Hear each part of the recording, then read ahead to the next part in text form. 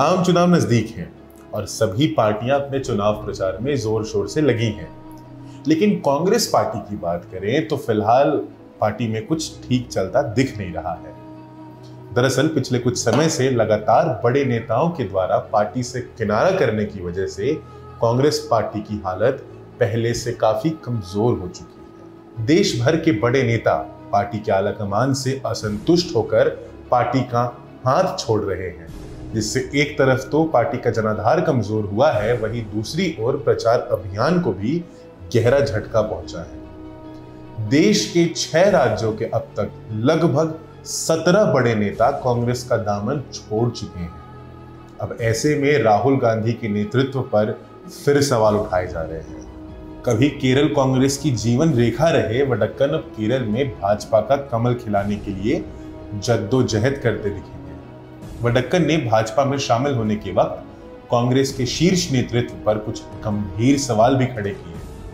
उन्होंने कहा था कि कांग्रेस पार्टी द्वारा सेना को लेकर की गई बयानबाजी से वो आहत है। आपको बता दें कि वडक्कन यूपीए अध्यक्ष सोनिया गांधी के बेहद करीबी रह चुके हैं और पार्टी के राष्ट्र प्रवक्ता का पदभार भी संभाल चुके हैं। इससे पहले वडक्कन से पहले राज्य के 4 बड़े कांग्रेसी नेता उमेन चांडी, केसी वेणुगोपाल, वीएम सुधीरन और मुल्लापल्ली रामचंद्रन सबने पार्टी की डूबती नैया को बहाते हुए चुनाव न लड़ने का फैसला किया।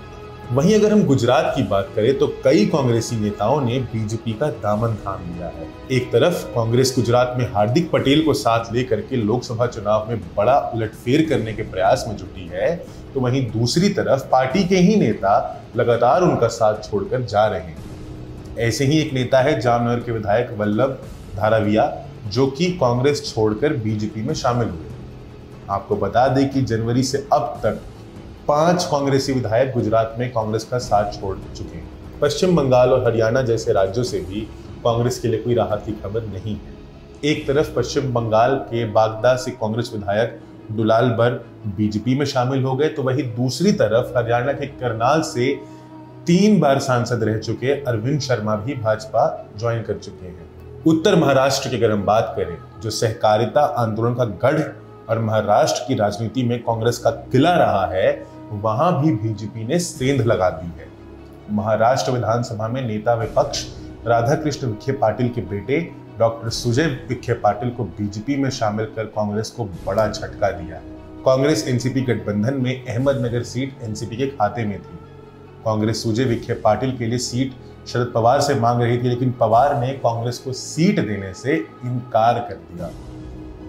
परिणाम स्वरूप सुजय बीजेपी में चले गए, कांग्रेस एनसीपी गठबंधन अपने गढ़ से ही हाथ धो बैठा। कुछ ऐसी ही खबरें कर्नाटक तथा असम जैसे राज्यों से आ रही है।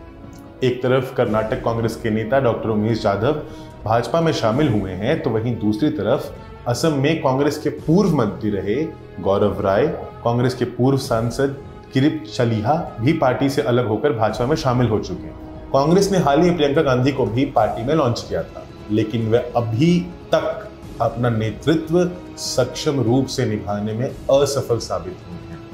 कांग्रेस पार्टी अपना वोट बैंक बढ़ाने के लिए एक तरफ तो गठबंधन की तलाश में है, तो वहीं दूसरी तरफ कांग्रेस के अपने ही नेता पार्टी से मुंह मोड़ रहे हैं।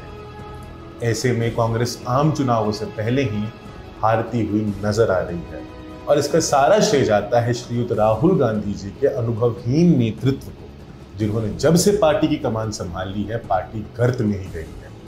इतने सारे वरिष्ठ नेताओं का पार्टी से जाना कहीं न कहीं ये दर्शाता है कि जिस प्रकार से पार्टी वंशवाद से ग्रसित है और केवल गांधी परिवार से ही पार्टी का अध्यक्ष चुना जाता है, उसे अब बदलने की सख्त जरूरत है।